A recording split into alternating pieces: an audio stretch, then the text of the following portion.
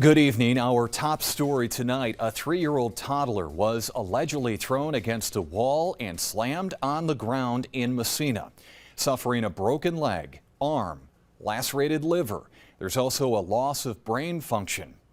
And tonight, 2 people have been charged. This is all according to court documents obtained by 7 News. 24-year-old Giovanni Vega allegedly threw the toddler against the wall and onto the ground several times, the paperwork says.